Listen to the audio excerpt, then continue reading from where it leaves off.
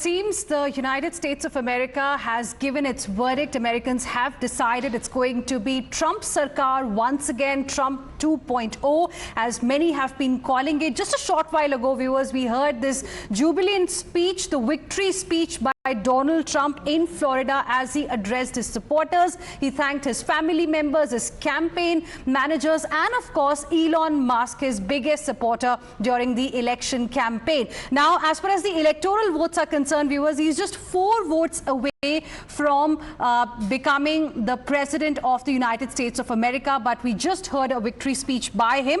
Joining us on the broadcast today is Khushbu Shah, EU editor, Politico. Good afternoon. Thank you very much for joining us here on Times Now. Unprecedented and powerful mandate, as many have been calling it. What do you make of the results, the way they came out? Do you also believe it's perhaps one of the greatest comebacks, political comebacks in American history as far as Donald Trump is concerned after the way he lost in the year 2020? Your key takeaways? Well, I think the public has spoken. It's a key shift in many ways. I think we were seeing a red wave in response to 2020. And the key difference this time is that in 2016, when I was on the ground in Iowa and Nebraska on election night, was that actually Trump did not win the popular vote. This time he has decidedly done that.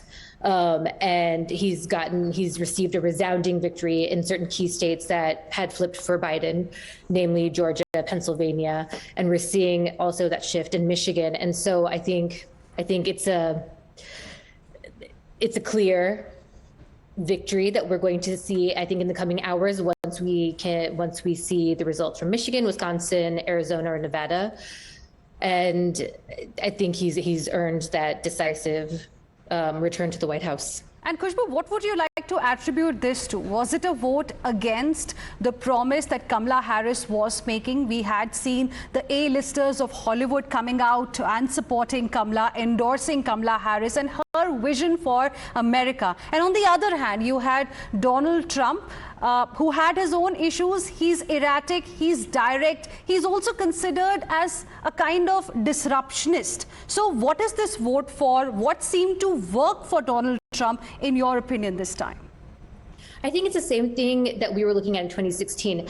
I think if we look back to 2016, Hillary Clinton also had this runway of celebrities and these endorsements from musicians, rock stars, actors, so on and so forth. And I think what happened in 2016 when I worked at CNN, and we were speaking to people, we actually were not listening to the people that were voting for Trump, right? And I think there's something similar here. There was this sort of air of resurgence with the Democratic Party when Kamala Harris was received the endorsement for president in July, and I think I think he just speaks to sort of a broader population, to men, to voters in rural areas.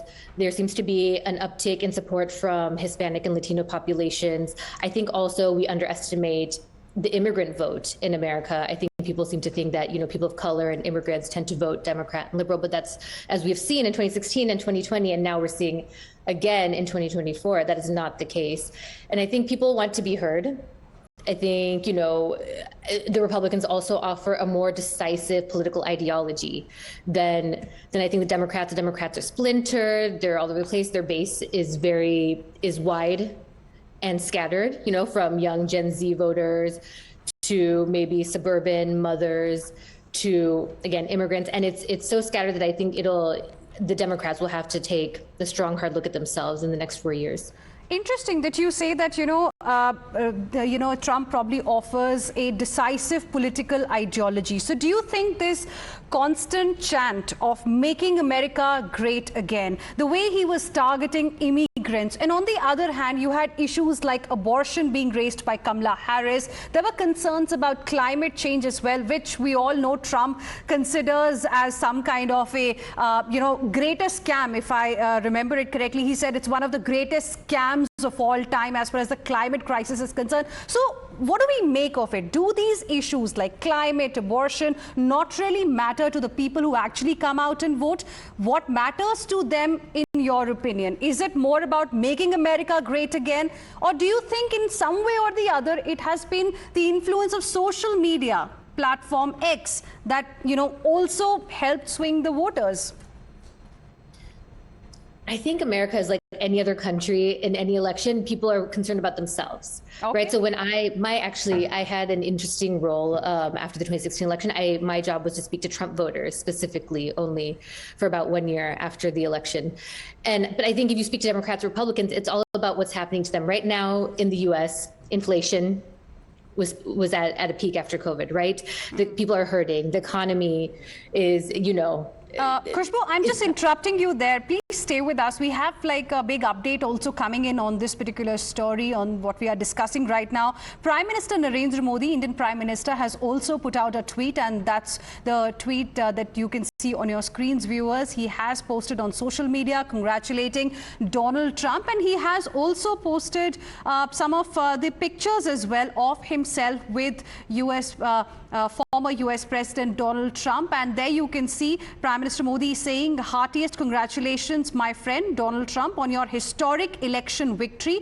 As you build on the successes of your previous term, I look forward to renewing our collaboration to further strengthen the India-US comprehensive global and strategic partnership. Let's now go across to my colleague Ankit as well, who's joining us live from the newsroom. Ankit, so, it's interesting to see the pictures that Prime Minister Modi has put out along with this congratulatory message for Donald Trump. Absolutely, and I'm going to read out the message once again. Hina, he says, heartiest congratulations to my friend Donald Trump on your historic election victory. As you build on the successes of your previous term, I look forward to renewing our collaboration to further strengthen the India-US comprehensive global and strategic partnership. Together, let's work for the betterment of our people and to promote global peace, stability and prosperity. You speak about the pictures, the all-important Modi-Trump hug.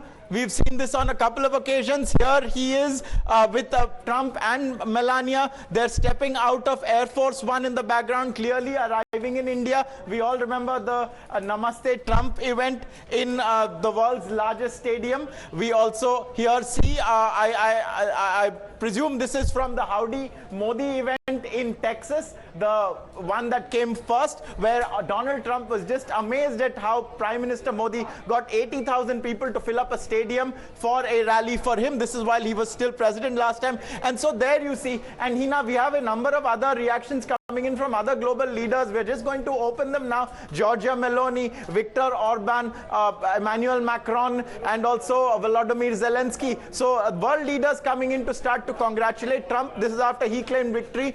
Kamala Harris, radio silence from her so far. Over to you.